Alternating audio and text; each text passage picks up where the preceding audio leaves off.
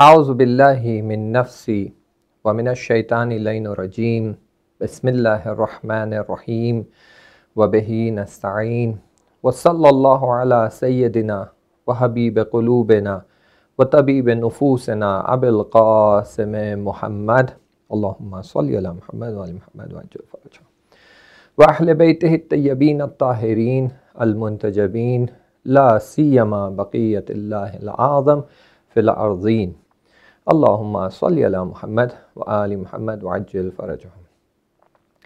सिलसिला हमारा बहस का तरबियत औलाद से है और औलाद के हुकूक़ से रिलेटेड है। तो बहस हमारी ये चल रही है कि जिस तरह माँ बाप के हुकूक़ होते हैं, क्या उस तरह औलाद के भी हक़ है, और अगर है तो क्या है, और इन हुकूक़ को लेकर माँ बाप की क्या ज़िम्मेदारी बनती है। क्या इनमें से कुछ हक़ ऐसे हैं जो माँ बाप पर वाजिब हैं कि वो उन्हें अंजाम दें, या नहीं। औलाद के हुकूक़ जो होते हैं वो मामूलन मुस्तहब की निगाह से देखा जा सकता है और उस मुस्तहब को नज़र में रखते हुए इन हुकूक़ को जिस हद तक लाजिम है उस हद तक अंजाम दिया जाए, या कुछ ऐसे हक़ भी है जिसको अगर चाहे तो छोड़ दिया जाए, नज़रअंदाज किया जाए। आया इस तरह है या नहीं। औलाद के कुछ हुकूक़ है जो बड़े वाज़े और क्लियर अंदाज में बयान किए गए हैं कि ये उनके हक़ है, और कुछ ऐसे हुकूक़ है जो हक़ के नाम पर बयान नहीं किए गए, लेकिन माँ बाप से कहा गया है कि आप इनकी रियायत करें, आप इनको मेंटेन करें, आप मेक श्योर करें कि आप ये फॉलो कर रहे हैं, क्योंकि अगर आप ये फॉलो करते हैं तो इसका असर औलाद पर होता है और औलाद की रुश्द पर, उसकी ग्रोथ पर, उसकी स्पिरिचुअलिटी पर, उसकी ज़िंदगी पर, उसकी थिंकिंग पर होता है। एंड देयरफॉर आपके लिए ज़रूरी है कि आप इन्हें मेंटेन करें। तो अगर इसी बात को हम उस एंगल से देखते हैं, औलाद की एंगल से देखते हैं, तो फिर ये हो जाता है कि औलाद का हक़ बनता है कि वो अपने माँ बाप से ये तलब करे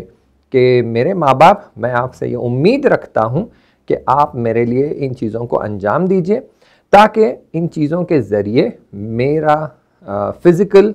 और स्पिरिचुअल जो एंगल है वो प्रोटेक्टेड रहे। यानी आप अगर इन चीज़ों की रियायत करेंगे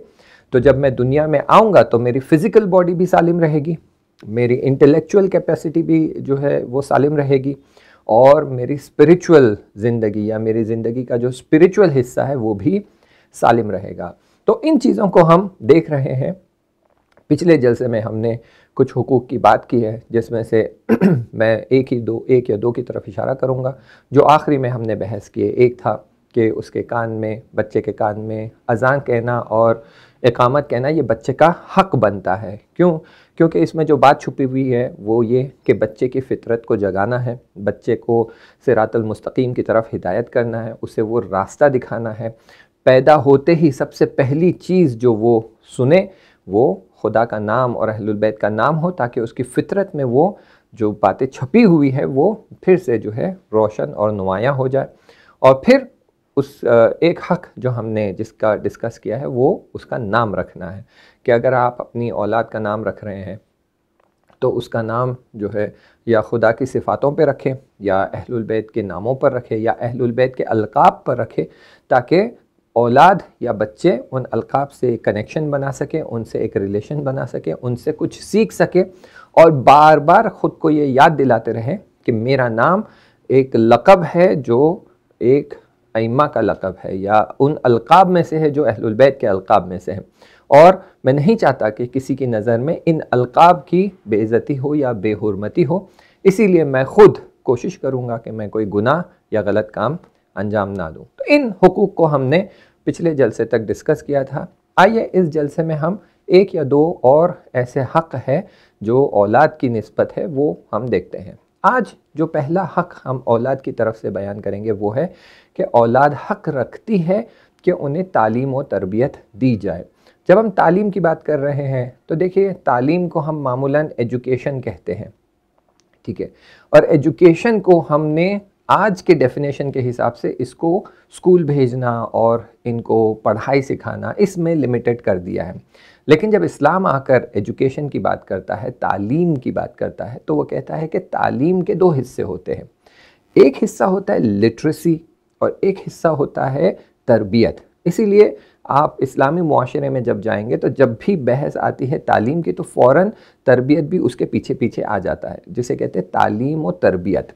तो इसलिए आप देखेंगे कि तालीम और तरबियत की बात जब इस्लाम में आती है तो इस्लाम कहता है भाई तालीम, जो हम इंग्लिश में टर्म यूज़ करते हैं एजुकेशन, लेकिन इसको अगर हम थोड़ा सा खोल कर देख लें तो ये टर्म जो एजुकेशन है इसके दो हिस्से होते हैं। एक हिस्सा होता है लिटरेसी, जहाँ पर बच्चे को हम पढ़ना लिखना सिखाते हैं, जिसमें से ABCD हो गया, मैथ्स हो गया, साइंस हो गया, फिज़िक्स हो गया, केमिस्ट्री हो गया, सोशल साइंसेस, ये सारे सब्जेक्ट्स जो स्कूल में सिखाए जाते हैं। इसके अलावा अगर स्कूल में जो है जो ख़ास लैंग्वेज है, जो आपकी हम कहते हैं कि हमारी दीनी लैंग्वेज है, वो नहीं सिखाई जाती, तो फिर आप घर में अलिफ बेते से सिखाएंगे, अरबी पढ़ना सिखाएंगे, कुरान पढ़ना सिखाएंगे। ये सारी चीज़ें हो गई है लिटरेसी, यानी एक लैंग्वेज का पढ़ना,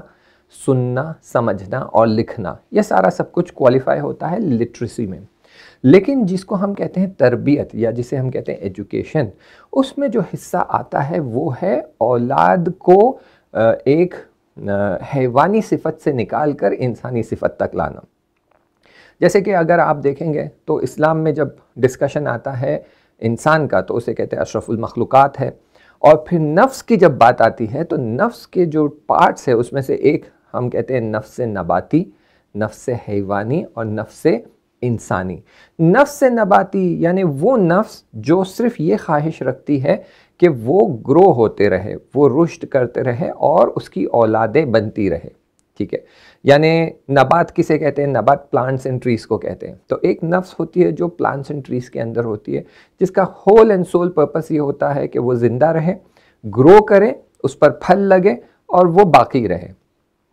एक होता है नफ्स हैवानी। नफ्स हैवानी में और फिर दूसरी चीज़ें आ जाती है, जिसमें शिकार करना है, ख़ुद को शिकार से बचाना है, और कई ऐसे आपको हैवान के जो है सर्कल्स मिलेंगे जहाँ पर कोई एक आता है, अपने आप को दिखाता है कि मैं इन सब में ज़्यादा पावरफुल हूँ, तो मैं बादशाह बनूंगा इस ग्रुप का। तो इसलिए आपको जो है मधुमक्खियों में मिलेगा कि क्वीन बी होती है, गोरिल्लाज और चिंपैंजीज में मिलेगा कि उनका सरपरस्त होता है, सिल्वर बैक गोरिल्लाज में, लायंस में जो शेर बब्बर होते हैं, इनमें आपको मिलता है कि इनका जो झुंड है उसका हमेशा एक लीडर होता है। ट्रीज़ में आपको इस तरह नहीं मिलेगा, ट्रीज़ में हमेशा वो आपस में होते हैं, एक साथ होते हैं, सबको एक साथ देखते हैं। तो एक नफ्स है नबाती होता है, एक नफ्स हैवानी होता है, एक नफ्स इंसानी होता है। माँ बाप का काम सिर्फ लिटरेसी नहीं है, यानी बच्चे को पढ़ना लिखना सिखाना, ये माँ बाप का काम नहीं है। ये सिर्फ इतना करने से बच्चा एक इंसान बन जाएगा, ये मुमकिन नहीं है। बच्चे को इंसान बनाने के लिए उसे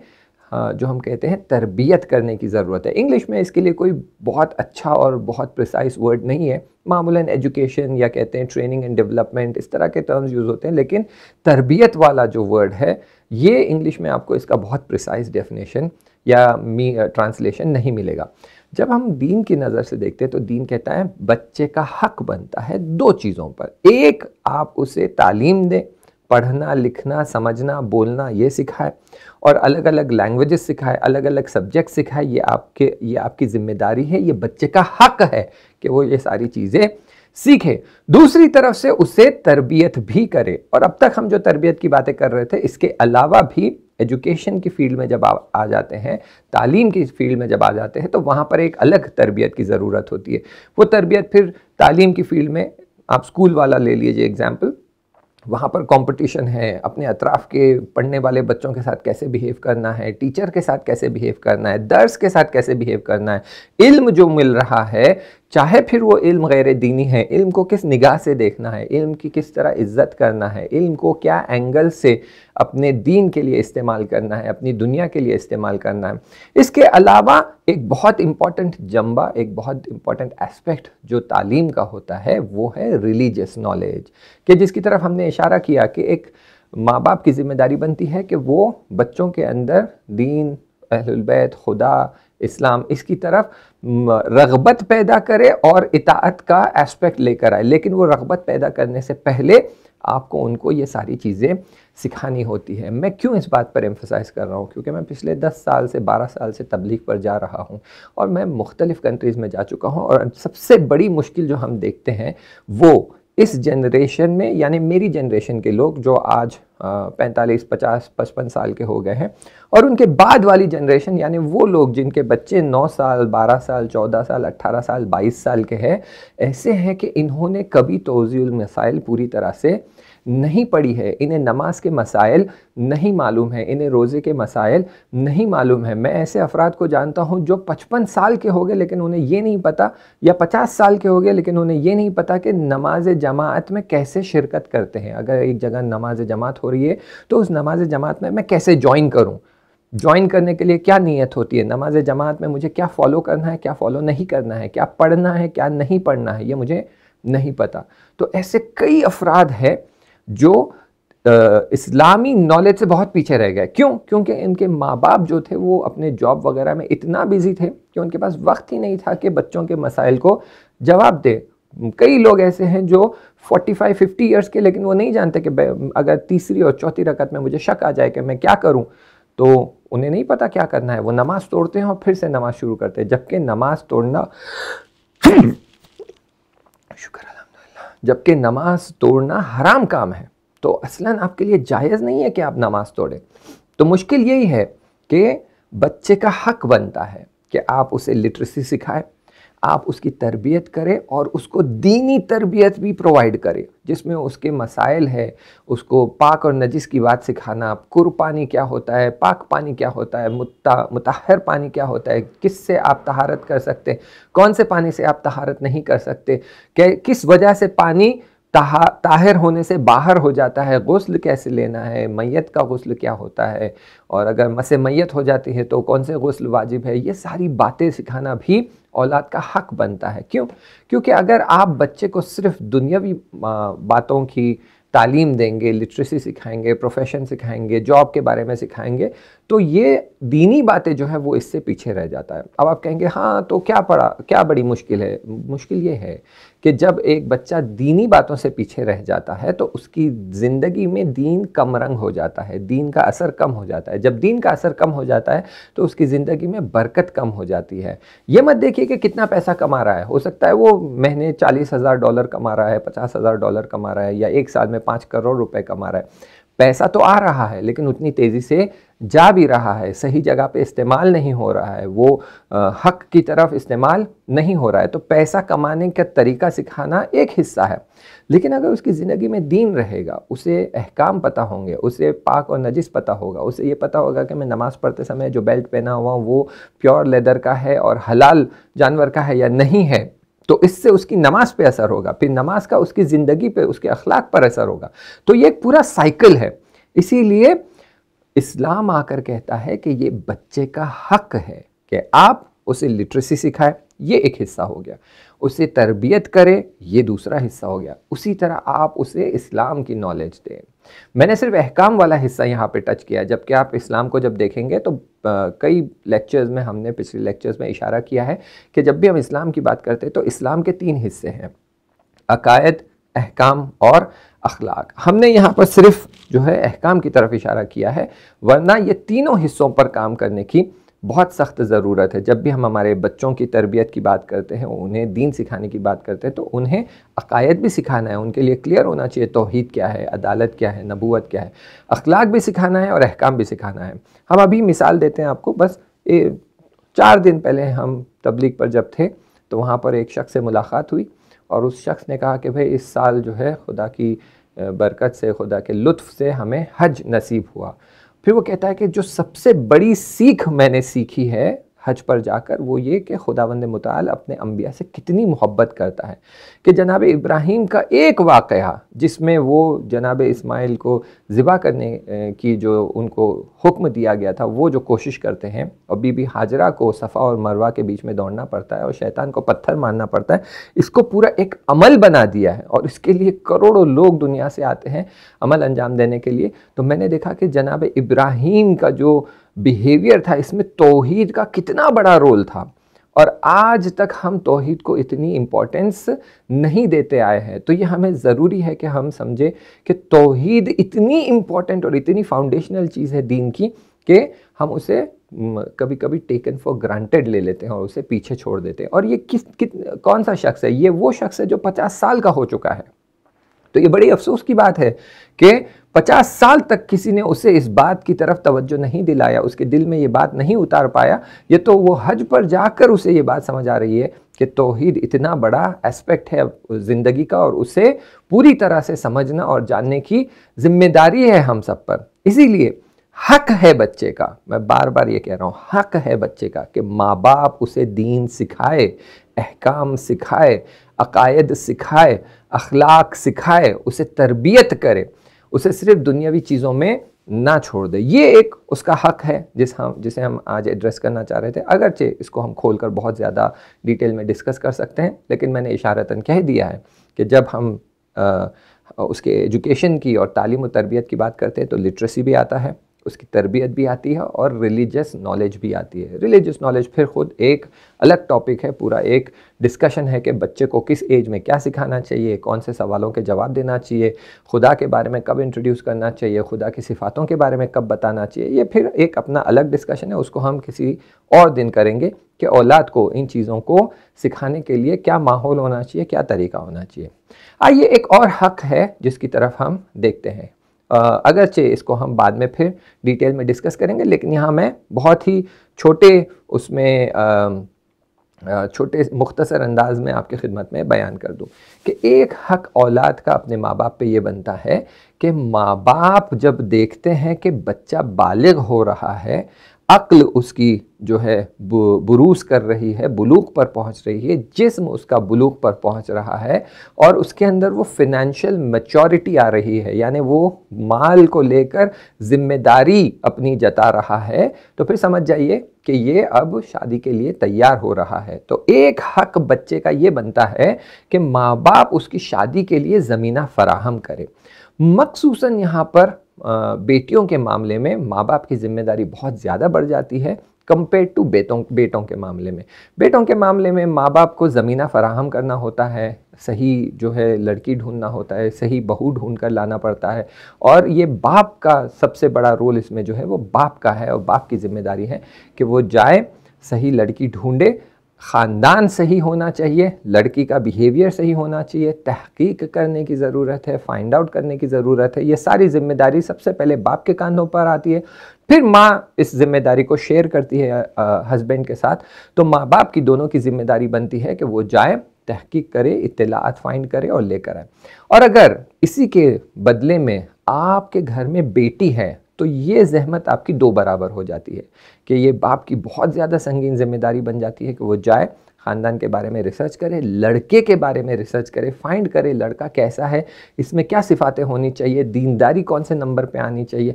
आया अव्वल दर्जे पे हमें दीनदारी देखने की ज़रूरत है या पहले खूबसूरती देखने की ज़रूरत है या खूबसीरती देखने की ज़रूरत है या अखलाक देखने की ज़रूरत है। ये सारी चीज़ों का ख्याल बाप को रखना होगा और वो जाए और रिसर्च करेगा कि ये लड़का क्या मेरी लड़की के लिए मुनासिब है। यहाँ पर कई बातें आती हैं जिसको हम फिर कभी शादी का जब डिस्कशन हो रहा है तो डिस्कस करेंगे, जिसमें से एक चीज़ होती है शान। लड़की की एक शान है, वो लड़की जिस ख़ानदान में रह रही है उस ख़ानदान की एक शान है, लड़का ऐसा लेकर आए जो इस शान से मैच करता है। मिसाल के लिए लड़की एक घर में रहती है जहाँ पर घर में काम वाली बाई आती है या काम करने वाली सर्वेंट मेड आती है, उनके घर में कार है और वो एक सर्टेन लेवल ऑफ स्टेटस में रहते हैं। आप कोशिश करें कि बिल्कुल उसी स्टेटस का लड़का मिले और उसमें जो क्राइटेरिया है जिसमें से दीनदारी और रिलीजियस होना, पायस होना, ये सब का आप ख्याल रखें। लेकिन अगर कोई नहीं मिल रहा है तो अलग बात है, लेकिन अगर मिल सकता है तो कोशिश आपकी यही होनी चाहिए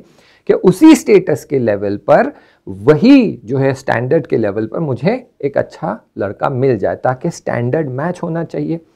इंटेलेक्चुअल लेवल मैच होना चाहिए हस्बैंड और वाइफ का, जिसके लिए कहते हैं कुफ, हम कुफ होना चाहिए, यानी सेम स्टैंडर्ड होनी चाहिए अंडरस्टैंडिंग और इंटेलेक्चुअलिटी की। ऐसा नहीं होना चाहिए कि लड़की जो है पीएचडी कर चुकी है और लड़का 10th फेल है, तो इनके बीच में फिर कोई डिस्कशन, कोई आर्ग्यूमेंट्स, डिस्कशंस और बहस और इंटेलेक्चुअल कॉन्वर्जेशंस ये नहीं हो सकते। क्यों? क्योंकि लड़की कोई बात करती है और लड़के को वो बात बिल्कुल समझ में नहीं आती। क्यों? क्योंकि 10वीं फेल है, उसे समझ ही नहीं आ रहा है कि ये क्या कह रही है। या बरअक्स, लड़का मास्टर्स किया हुआ है, पीएचडी किया हुआ है और लड़की जो है 10वीं फेल या 10वीं पास और मिनिमम एजुकेशन वाली है। उस हालत में भी शौहर और बीवी के बीच में कोई पॉजिटिव और बेनिफिशियल कॉन्वर्जेशंस नहीं हो सकते। इसलिए जहन में रखना है कि जब शादी की बात आती है तो लड़का और लड़की दोनों को हमकुफ आप ढूंढे। माँ बाप की जिम्मेदारी बनती है कि लड़की के मामले में भी रिसर्च करें, लड़के के मामले में भी रिसर्च करें, ज़मीना भी फराहम करने की कोशिश करें,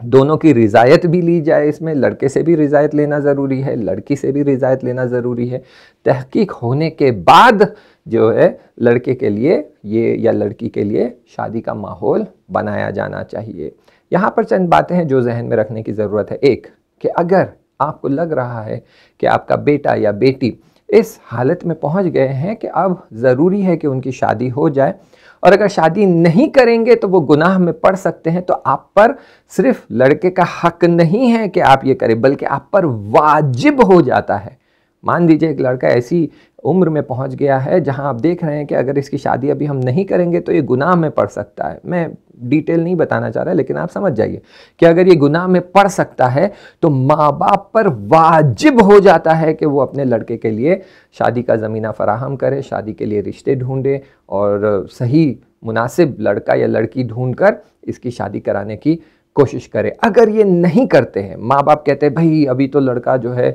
अपने पाँव पर खड़ा नहीं हुआ है, अभी तो जॉब नहीं लगी है, अभी तो वो पढ़ाई कर रहा है, या जो भी बहाना बनाते हैं और शादी में डिले करते हैं, तो ये जो भी गुनाह करता है इसका अजाब तो इसकी किताब में लिखा ही जाएगा, लेकिन माँ बाप की किताब में भी लिखा जाएगा। क्यों? क्योंकि आप पर वाजिब था कि इसकी शादी करवाए, आप अपने वाजिब से पीछे हट गए, तो आपने एक वाजिब काम अंजाम नहीं दिया, उसका आपके साथ हिसाब किताब किया जाएगा। तो ये लड़कों का यानी औलाद का हक है कि वो अपने माँ बाप से तलब करे कि हमारी शादी का माहौल तैयार किया जाए, हमारे लिए शादी के लिए ज़मीना फराहम किया जाए, लड़की देखे और हमें तैयार करे, तरबियत करे कि शादी क्या होती है, कैसे इसे हैंडल किया जाए। जब हम शादी करके, मसलन बेटी शादी करके शौहर के घर में जाती है, तो वो एक नया माहौल है, नया घर है, नया सिचुएशन है, नए लोग हैं, नया रफ्तार, नई किरदार, नया कल्चर, सब कुछ अलग है, नई कंट्री भी हो सकती है। तो वहाँ पर कैसे रहना है, फैमिली के साथ कैसे मिलजुल के रहना है, कैसे कोऑपरेट करना है, कई जगह पर कॉम्प्रोमाइज़ करना पड़ता है, कई जगह पर सैक्रिफाइस करना पड़ता है, कई जगह पर जो है कंट्रीब्यूट करना पड़ता है। तो माँ बाप की जिम्मेदारी बनती है कि अपनी बेटी को सिखाए ये सारी चीज़ें। वैसे ही माँ बाप की जिम्मेदारी बनती है कि अपने बेटे को भी ये सिखाए कि जब शादी हो रही है तो लड़की घर में आएगी तो नई शख्सियत है, न्यू पर्सनैलिटी है, न्यू एंटिटी है ये सारे माहौल में, यहाँ का रस्म और रिवाज उसे पता नहीं है, कल्चर पता नहीं है, कंट्री के लॉज पता नहीं है, तो कैसे उसे आसानी से इंडक्ट किया जाए, कैसे उसे आसानी से लाया जाए और उसके लिए सारा माहौल कंफर्टेबल बनाया जाए। तो मैं बहुत ही मुख्तसर अंदाज में कि औलाद का हक है कि वो अपने माँ बाप से ये उम्मीद रखे कि माँ बाप उसके लिए शादी का ज़मीना फराहम करे। तीसरा और इम्पॉर्टेंट हक जो आज हम डिस्कस करेंगे, और इंशाल्लाह ये हमारा आखिरी रहेगा और इसके बाकी के डिस्कशंस फिर हम अगले जलसे में करेंगे, वो है फिनेंशियल मैच्योरिटी। एक चीज़ जो माँ बाप अपनी औलादों को पुराने ज़माने में सिखाया करते थे, लेकिन इस ज़माने में मखसूसन हमारे जैसी जनरेशन है उसको इतना ताकीद से नहीं सिखाया गया, या जो नेक्स्ट जनरेशन है जिसको मिलेनियल्स या जेन ज़ी कहते हैं उन्हें ताकीद के साथ नहीं सिखाया गया है, वो है फिनेंशियल मैच्योरिटी। कि इन्हें बताया नहीं गया है, इन्हें समझाया नहीं गया है कि पैसा क्या होता है, इसकी क्या वैल्यू होती है, इसे कैसे मैनेज करना है, इसे कैसे संभालना है, क्या सेविंग्स करना है, इन्वेस्ट करना है, इसके साथ कैसी फिनेंशियल प्लानिंग करना है, फिनेंशियल इंडिपेंडेंस क्या होता है, कितने साल में तुम उस हालत में पहुंच जाओ कि तुम्हें अपने फैमिली को लेकर इत्मीनान हो जाए कि हाँ मेरे पास इतना पैसा है कि कल अगर मुझे कुछ हो जाता है तो मेरे पैसे जो मैंने सेव किया है उससे मेरी औलादों का एजुकेशन कंप्लीट हो जाएगा, वो अपनी डिग्री हासिल कर सकते हैं, मेरी बीवी रिटायरमेंट तक आराम से पहुंच सकती है, उसके लिए इतना मैं पैसा छोड़ रहा हूं। ये एक फिनेंशियल मैच्योरिटी और फिनेंशियल प्लानिंग जो है वो वालिदैन को सिखाना पड़ता है औलाद को, और औलाद का हक है कि माँ बाप उसे ये सिखाए। वरना ये होता है कि जब आप अपनी औलाद को ये चीज़ें नहीं सिखाते हैं तो औलाद के हाथ में जब पैसा आता है तो उन्हें समझ नहीं आता कैसे मैनेज करना, और वो बहुत सारा पैसा ज़ाया कर देते हैं। हमने देखा है ऐसे लोगों को, जब हम कंपनी में जॉब करते थे तो हमारे साथ के कलीग्स होते थे जिनकी सैलरी हमसे ज़्यादा होती थी क्योंकि वो हमसे हायर पोजीशन पे हैं,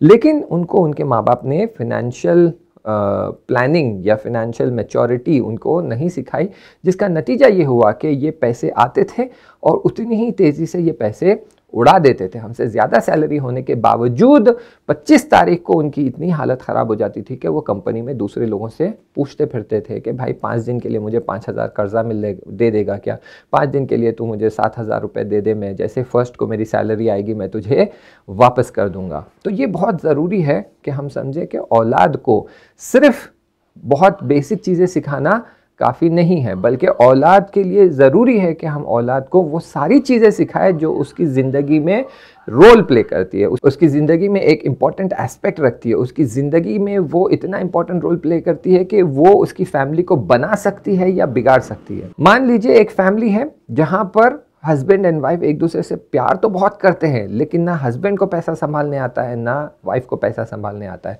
नतीजा ये होगा कि अगर हस्बैंड भी जॉब कर रहा है, वाइफ भी जॉब कर रही है, पैसा कमा कर ला रहे हैं, उसके बावजूद भी दोनों की हालत बहुत बुरी रहेगी, क्योंकि वो पैसा संभाल नहीं पा रहे, पैसा उनके पास से भागा जा रहा है, पैसा उनसे फरार कर रहा है। इसीलिए वो हमेशा मुफलिसी की हालत में रहेंगे। और नतीजा ये होगा कि जब उनकी औलादें होंगी तो उनके लिए एजुकेशन फ़राहम करना, उनके लिए जो वसाइल फ़राहम करना है वो सही और अच्छी और बेहतरीन क्वालिटी की चीज़ें फ़राहम नहीं कर पाएंगे। एजुकेशन के लिए मामूली स्कूल भेजना पड़ेगा। क्यों? क्योंकि जब अच्छा पैसा कमा रहे थे तो इन्होंने इसके लिए सही से प्लानिंग नहीं की। नतीजा ये हुआ कि जब बच्चों को एजुकेशन की बारी आए तो वालिदैन के पास इतना पैसा है ही नहीं कि बच्चों को एक हाई क्वालिटी स्कूल में भेज सके। इसीलिए ये औलाद का हक है। क्यों? क्योंकि औलाद नहीं जानती पैसे के साथ क्या करना। औलाद को नहीं पता है 10 रुपए का वैल्यू क्या है, 100 रुपए की वैल्यू क्या है, 1000 रुपए की वैल्यू क्या है। छोटे बच्चे को जो 7 साल का 8 साल का होता है, आप उसे 10 रुपए दीजिए, 1000 रुपए दीजिए, उसे फ़र्क नहीं समझ में आएगा। और उसके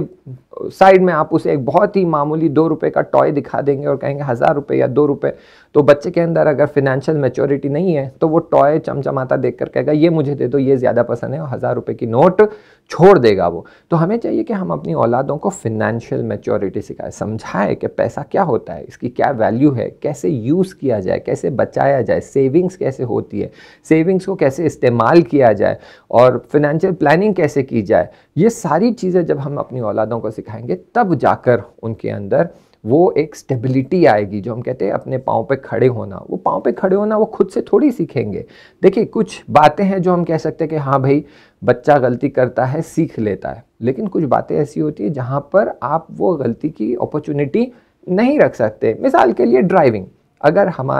हम खुद बाइक चलाना सीखते हैं और हमने जो जो गलतियां की हैं उस वजह से हम गिरे हैं, हमें मार लगा है, चोट आई है, स्टिचेस आए हैं, जो भी हुआ है, हम नहीं चाहते हमारे बच्चों के साथ वही हालत हो। तो इसलिए जब हम उसे बाइक सिखा रहे हैं तो वो सारी गलतियां जो हमने की थी हम उसे कहते हैं कि ये गलतियां नहीं करना, वरना गिरोगे, एक्सीडेंट होगा, जो है चोट लगेगी, स्टिचेस आएंगे, कट जाएगा, ज़ख्म होगा, हड्डी टूट सकती है। क्यों? क्योंकि ये गलतियां हमसे हो चुकी है और हम नहीं चाहते हमारी औलाद इन चीज़ों को दोबारा सफ़र करे। तो इसीलिए हम ये सारी चीज़ें सिखाते हैं। बिल्कुल वैसे ही फिनेंशियल मैटर्स होते हैं कि फिनेंशियल मैटर्स में हमें चाहिए हम अपनी औलाद को सिखाएं कि हमने हमारी ज़िंदगी में फिनेंशियल मैटर्स को लेकर ये किया है, ये किया है, ये सही किया है, ये गलत किया है, और नतीजा ये हुआ है कि हमारी गलतियों की वजह से आज हम इतना पीछे रह गए, दूसरे आगे निकल गए, या दूसरों ने ये सही किया इसलिए वो आगे निकल गए। तो हम चाहते हैं कि आप उनसे सीखें, उनको रोल मॉडल बनाइए फिनेंशियल लर्निंग के मामले में, उनसे सीख कर आप अपने आप को आगे बढ़ाइए ताकि आप भी ज़िंदगी में कामयाब बन सके। वरना ये हो जाएगा कि हमारी तरह ही आप पीछे रह जाएंगे। इसीलिए आप देखेंगे कई ऐसे फैमिलीज़, ऐसे आपको जो है स्टोरीज़ भी मिलेंगे, इंस्पिरेशनल स्टोरीज़, जहाँ पर बाप जो है वो रिक्शा चलाने वाला है लेकिन उसने अपनी बेटी को डॉक्टर बनाया है, उसने अपनी बेटी को इंजीनियर बनाया है, उसने अपनी बेटी को IPS UPSC ऑफिसर बनाया है। क्यों? क्योंकि वो समझ गया है कि मैं अगर जो ज़िंदगी जी रहा हूँ ऐसी ही मैं अपने बेटे या बेटी की ज़िंदगी उसको यही सिखाऊंगा तो फिर इसकी औलादें और इसकी नस्लें और इसके बाद आने वाली नस्लें ये सारी इसी मुसीबत में और इसी जाल में फंसी रहेगी। तो इसलिए वो ये कोशिश करता है कि मेरी औलादें मुझसे बेहतर ज़िंदगी जी सके। तो ये हक है औलाद का कि आप उसे ये चीज़ें सिखाएं। तो आज हमने जो चीज़ें कवर की है उसमें से एक था कि औलाद को जो है तालीम व तरबियत का एक हिस्सा है कि हम उसे वो तालीम व तरबियत सिखाएं। दूसरा हिस्सा था शादी को लेकर कि शादी के मामले में उसकी जो जिम्मेदारियां हैं जो चीज़ें सिखानी चाहिए उसको कि एक फ़ैमिली में कैसे रहना है, एक फ़ैमिली सिस्टम कैसे चलाना है, फ़ैमिली में जब दो ख़ानदान मिल रहे हैं तो दूसरे ख़ानदान के साथ कैसे रिलेशनशिप बनाए रखना है, कैसे रिलेशनशिप को कंटिन्यू करना है, और बीवी को कैसे सिखाना है कि हमारे ख़ानदान के रस्म व रिवाज क्या है और रीति रिवाज क्या है, उस हिसाब से कैसे चलना। ये हक है कि माँ बाप अपने औलाद को सिखाए। और तीसरा जो हमने कवर किया है वो फिनेंशियल मैटर्स है कि फिनेंशियल मैटर्स में हम अपनी औलादों की सही से तरबियत करें। अब ये सारी चीज़ों के अलावा जो सबसे इम्पॉर्टेंट चीज़ होती है वो है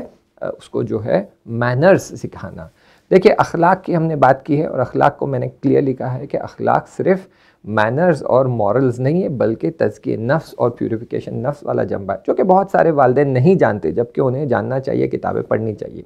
इसके अलावा औलाद को मैनर्स सिखानी चाहिए। बहुत सारी हमने मिसालें देखी हैं जहाँ पर औलाद की तरबियत नहीं की गई है और औलाद जो है आपकी नज़रों के सामने दूसरों के साथ बदअखलाक़ी कर रहे हैं, और लेकिन माँ बाप कुछ नहीं कह रहे। हमारे साथ ही ये वाक़या हुआ है कि उलमाओं की जम है, किसी के घर पर जो है इफ्तारी का प्रोग्राम है, वहाँ पर तमाम अफराद जो जम आए हैं उसमें सारे आलिम दीन हैं, सब मुअम्मम हैं, सब स्कॉलर्स हैं, उलमा हैं, और इनमें से कुछ है जिन्होंने अपनी औलादों पे बहुत अच्छे से काम किया है, उनकी तरबियत की है, उन्हें अखलाक सिखाया है, उन्हें जो है बदतमीज़ी से बचाया है, उन्हें बताया है कि बड़ों के साथ कैसे रहना है। और इन्हीं में से कुछ है जिन्होंने अपनी औलादों की सही से तरबियत नहीं की है, उन्हें बहुत ही आज़ाद छोड़ दिया है। तो हमारी नज़रों के सामने हम देख रहे हैं कि एक आलिम दीन का बेटा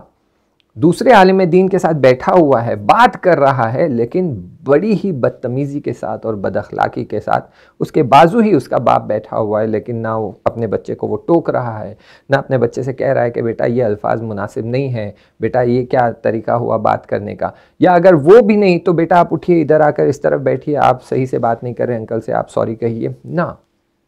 कोई जो है उस बाप के अंदर ये सेंस ऑफ जिम्मेदारी थी ही नहीं कि वो अपनी औलाद को तरबियत करे, अपनी औलाद को टोके, अपनी औलाद को समझाए कि इस माहौल में तुम जो अल्फाज यूज़ कर रहे हो वो तो तुम्हारी बदकिरदारी और बदअखलाक़ी तो दिखा ही रहा है, लेकिन ये भी दिखा रहा है कि हमने तुम्हारी सही से तरबियत नहीं की है। तो मैनर्स एक बहुत ही इम्पॉर्टेंट एस्पेक्ट है जो हम दूसरी चीज़ें सिखाने के अलावा मैनर्स सिखाना भी चाहिए। अब सवाल आएगा कि क्यों भाई मैनर्स सिखाना क्या ज़रूरी है, बच्चे तो ये सारी चीज़ें सीख ही जाते हैं। देखिए, ये बात हमें समझना चाहिए और बहुत ही इम्पॉर्टेंट बात है, और ये इतनी इम्पॉर्टेंट बात है कि इस पर बहुत ज़्यादा ख़ास तवज्जो की ज़रूरत है कि आज हम सिंगल कल्चर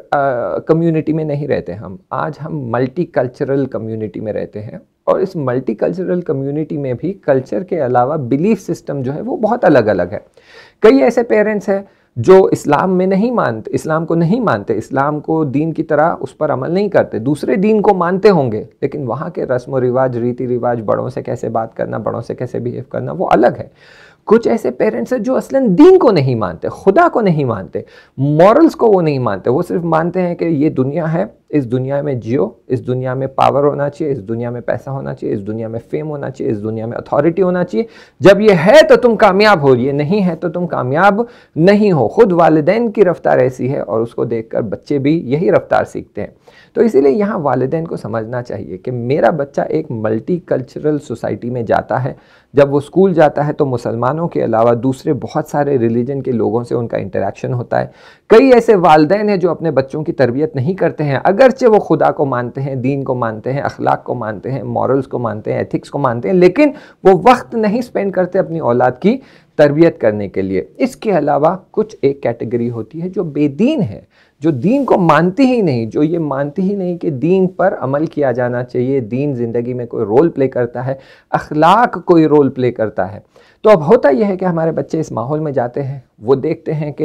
ये सारे बच्चे हैं मेरे अलावा जिनका बिहेवियर ऐसा है, जिनकी रफ्तार ऐसी है, जो इस तरह बिहेव करते हैं। एक वो बेदीन कैटेगरी है बच्चों की जो एक अलग तरीके से बिहेव करते हैं, जिनकी रफ्तार अलग है, जिनका बिहेवियर अलग है, जिनके अल्फाज अलग है, जिनकी सोच अलग है। और फिर देखते हैं कि इन सब को जब कंपेयर करते हैं तो कहीं ना कहीं देखते हैं कि ये सब पे डोमिनेट कर रहा है, हुक्म जता रहा है, और ये चालबाजी कर रहा है, चालाकी कर रहा है, बदमाशी ये करता है, जाके टीचर को दूसरों की कंप्लेन करता है, टीचर इसको डांटने की जगह उन सबको डांटती है। तो धीरे धीरे बच्चा ये बातें सीखने लगता है और उसे लगता है कि ज़िंदगी का तर्ज यानी तर्ज ज़िंदगी और ज़िंदगी जीने का तरीका यही है और यही बेहतरीन और मुनासिब तरीका है। तो इसीलिए माँ बाप को यहाँ एक बहुत ज़्यादा इम्पॉर्टेंट और आगे बढ़ चढ़ के जो रोल प्ले करना है वो ये कि बच्चों को मैनर्स सिखाना, उनको समझाना कि वो जो कर रहा है वो सही नहीं है, वो हक नहीं है, वो बातिल का साथ सपोर्ट ले रहा है, वो फरेब दे रहा है, वो झूठ का सहारा ले रहा है, वो धोखे का सहारा ले रहा है।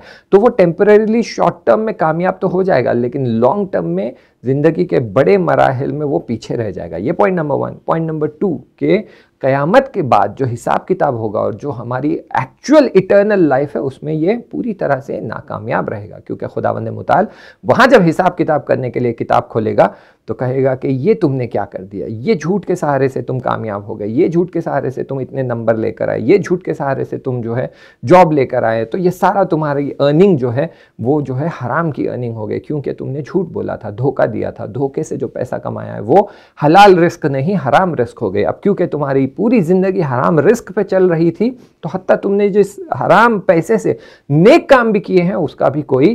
फ़ायदा नहीं हुआ है। इसलिए एक हिस्सा हमारी ज़िंदगी का जो हम हमारी औलादों पर टाइम स्पेंड करना चाहिए वो है बच्चों को मैनर सिखाने के लिए कि बड़ों का अदब कैसा किया जाए, छोटों के साथ कैसे अदब से पेश आए। ऐसा ना हो कि तुम्हारे सामने छोटा है कोई और तुम उससे थोड़े बड़े हो तो तुम्हारा पावर चलता है, तुम्हारी कुदरत चलती है, तो तुम अपनी कुदरत को उस पर इमाल करो और अपनी अथॉरिटी दिखाकर उस पर जुल्म करो। और अगर ये बचपन से आदत पड़ जाती है तो जब बच्चा बड़ा हो जाता है तो ज़्यादा इसकी आदत पड़ जाती है, ज़्यादा इसमें मुलव्विस हो जाता है और वो इसी को मान कर चलता है कि ज़िंदगी ऐसे ही चलेगी तो कामयाब होगी, वरना जो तरीका मेरे माँ बाप या वालिदैन मुझे बता रहे हैं उससे कामयाबी नहीं मिलेगी। इसीलिए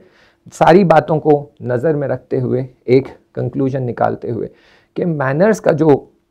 इम्पोर्टेंट रोल है वो इतना ज़रूरी है कि बच्चा चाहे दुनिया में थोड़ा सा पीछे रह जाए, लेकिन ज़्यादा ज़रूरी है कि वो जो रिस्क ला रहा है वो हलाल का रिस्क हो और उसकी ज़िंदगी मुनज़्ज़म और प्रिंसिपल बेस्ड हो। ऐसा ना हो कि वो कोई रूल्स एंड रेगुलेशंस और प्रिंसिपल्स को फॉलो नहीं कर रहा है, उसकी ज़िंदगी प्रिंसिपल बेस्ड हो। और इस्लाम यही कहता है कि तुम्हारी ज़िंदगी ऑर्गेनाइज्ड होना चाहिए, मुनज़्ज़म होना चाहिए और कानून के हिसाब से चलना चाहिए। हम आपको मिसाल देते हैं कि आयतुल्लाह सिस्तानी का और आयतुल्लाह ख़ामेनी का दोनों का फतवा है कि तुम जिस कंट्री में रहते हो उस कंट्री का रूल नहीं तोड़ सकते। और मिसाल देने के लिए फतवे के नीचे वो मिसाल देते हैं कि मान लीजिए रात के 3 बजे आप एक रास्ते से गुज़र रहे हैं और उस रास्ते पे कोई नहीं है, सुनसान रास्ता है, दाईं तरफ देखते हैं कोई गाड़ी नहीं, कोई इंसान नहीं, कोई हैवान नहीं, बाईं तरफ देखते हैं कोई गाड़ी नहीं, कोई इंसान नहीं, कोई हैवान नहीं, लेकिन रेड लाइट चालू है तो आपको वहाँ रुकना है। अगर आप वो रेड लाइट के सिग्नल तोड़ेंगे तो आपने, क्योंकि उस कंट्री का कानून तोड़ा है, आपने इस्लामी लिहाज से एक हराम काम किया है। क्यों? क्योंकि फतवा ये कह रहा है कि आपको कंट्री का हर रूल फॉलो करना है और आपने उस कंट्री का रूल तोड़ दिया है तो आपने एक हराम काम को अंजाम दिया है। इसीलिए औलाद को जो मैनर्स हम सिखाते हैं वो मैनर्स का हिस्सा ये भी होता है कि वो सारे कानून जो कंट्री के होते हैं उनकी रियायत करे, उसको फॉलो करे, उस पर अमल करे। बच्चों को कानूनमंद बनाना, ऑर्गेनाइज्ड बनाना, मुनज़्ज़म बनाना ये वालिदैन की ज़िम्मेदारी है। और उस तरफ से देखेंगे तो बच्चों का हक बनता है कि आप उन्हें बचपन से ही इन चीज़ों की तरबियत करें, उन्हें इन चीज़ों के बारे में सिखाएं और उनकी ज़िंदगी को मुनज़्ज़म बनाएं। तब जाकर जो औलादें हैं वो सीधे रास्ते पर और अहलुल बैत के रास्ते पर और सिरातल मुस्तकीम के रास्ते पर आएंगे। और ये औलादों का हक जब तक हम जो है उनकी रियायत करेंगे, उनको मेंटेन करेंगे, औलाद भी जैसे जैसे बड़ी होगी वो अपने माँ बाप के हक की रियायत करेंगी और मेंटेन करेंगी। हाँ अजीज़ों, चलिए चलते हैं करबला की तरफ कि करबला के मैदान में जो औलादें मौजूद थी, जो माएँ मौजूद थी, जिन्होंने अपनी औलादों को तरबियत किया है, उन्हें मैनर्स सिखाया है, उन्हें अदब सिखाया है, उन्हें तरीक़ा बताया है कि जब तुम मौला की खिदमत में जाओ तो मौला से कैसे बात करो, मौला से कैसे गुफ्तगू करो, मौला से अगर इज़्न चाहते हो तो कैसे इज़्न मांगो। ऐसे ही एक नौजवान बेटा जो है वो जनाब कासिम अलैहिस्सलाम है कि वो जब मौला की खिदमत में आते हैं तो कहते हैं मौला इज़्न चाहता हूँ, लेकिन हाय मौला, इमाम हुसैन अलैहिस्सलाम को अपने भाई की याद आ जाती है। वो ज़माना याद आ जाता है कि जब ख़बर मिली कि भाई को जहर दिया गया, तो इमाम दौड़े दौड़े इमाम हसन अलैहिस्सलाम के घर पे पहुँचते हैं तो क्या देखते हैं, भाई पर जहर का असर हो गया है, बदन सारा जहर के असर से नीला पड़ा जा रहा है, खून की उल्टियाँ हो रही है, सारे लोग जमा हैं, सब गिरिया कर रहे हैं, बीबी ज़ैनब गिरिया कर रही है, उम्मे कुलसूम गिरिया कर रही है, और फिर इमाम हुसैन गिरिया शुरू करते हैं। तो इमाम हसन अलैहिस्सलाम कहते हैं, हुसैन तुम क्यों गिरिया कर रहे हो, तुम गिरिया ना करो, निहायत जुल्म जो मुझ पर किया गया है वो जुल्म ये है कि मुझे जहर दिया गया है और इस जहर के असर में मेरे जिगर के टुकड़े हो गए हैं और मेरा बदन नीला पड़ गया है। लेकिन हुसैन ला यौमक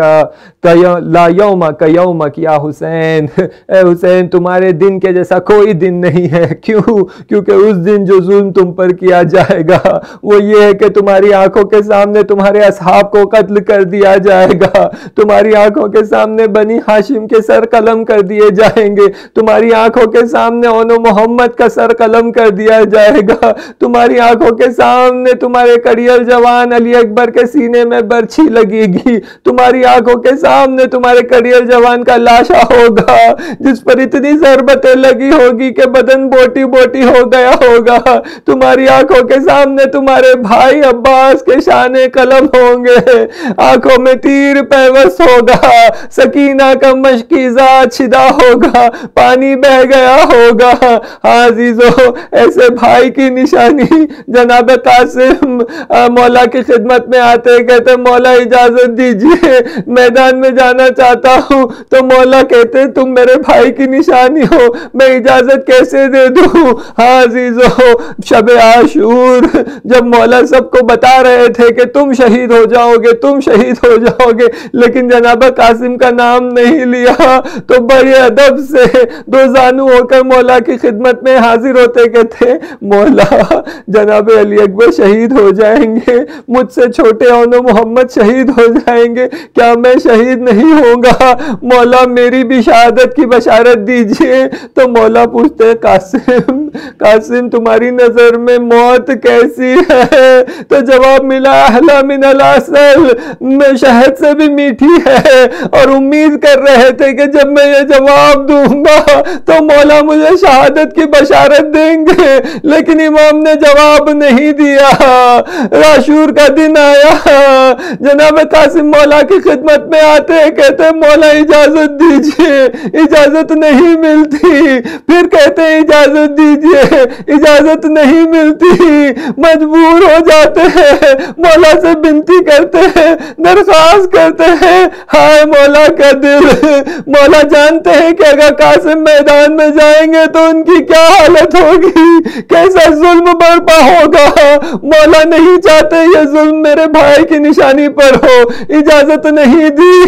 जनाब कासिम ने मौला के हाथ चूमना शुरू किए, इजाजत नहीं मिली, कदमों पे गिर जाते हैं, कदमों को जब तक चूमा जब तक इजाजत नहीं मिली, फिर इजाजत मिल जाती है। घोड़े पे सवार होकर जनाब कासिम मैदान की तरफ बढ़ते हैं। मकतल में मिलता है कि जनाब कासिम के अंदाजे की टोपी नहीं थी, तो उनके सर पर सफेद अमामा बांधा गया। मैदान की तरफ जाते हैं। हाँ अजीज़ो, दुश्मन कहता है कि जब हमने कासिम को देखा तो लग रहा था कि चांद मैदान में उतर आया है। एक लई कहता है उस चांद को देख रहे हो, उस चांद जैसी सूरत को देख रहे हो, उस चांद को तो मैं दागदार करूंगा, उस चांद के तो मैं टुकड़े करूंगा। हाँ अजीज़ो, जनाब कासिम जंग करते हैं और जंग में कईयों को वासिले जहन्नम करते हैं, लेकिन एक मौका आया कि दुश्मन ने चारों तरफ से हमला किया। जनाब कासिम घोड़े से जमीन पर आते हैं। जनाब कासिम से पहले हर वो शख्स, हर सहाबी जो घोड़े से जमीन पर आया, उसने कहा मौला मेरा आखिरी सलाम लेना, लेकिन जनाब कासिम कमसिन है, नहीं जानते थे क्या कहे। कहा चाचा जा मेरा आखिरी सलाम लेना। जैसे इमाम ने ये सजा सुनी, फौरन घोड़े पे सवार होके इतनी तेजी से दुश्मन की तरफ बढ़े हैं, दुश्मन को लगा के हैदर कर्रार का बेटा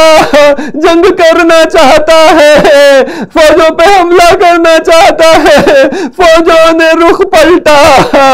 और क़याम की तरफ दौड़ना शुरू किया।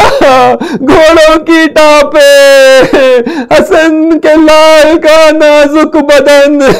घोड़ों की टापों में लाशा पामाल हो गया। हर टाप पर सदा आती, हाय चचा जल्द आइए, हाय चचा जल्द आइए।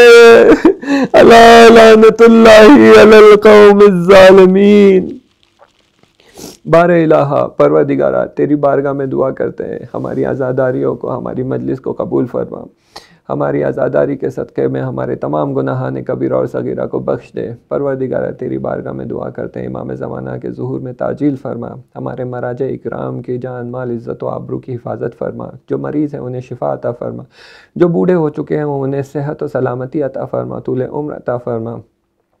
और जो मकरूज़ हैं उनके कर्ज़ अता फरमा, जो बे औलाद हैं उन्हें औलाद अता फरमा। परवरदिगारा तेरी बारगाह में ख़ास दुआ करते हैं कि इन अय्याम की बदौलत हमें तौफ़ीक़ अता फरमा, हम हमारी औलादों की सही तरबियत कर सके, उन्हें हुसैनी बना सके। अल्लाहुम्मा सल्लि अला मुहम्मद व आलि मुहम्मद व अज्जिल फ़रजहुम।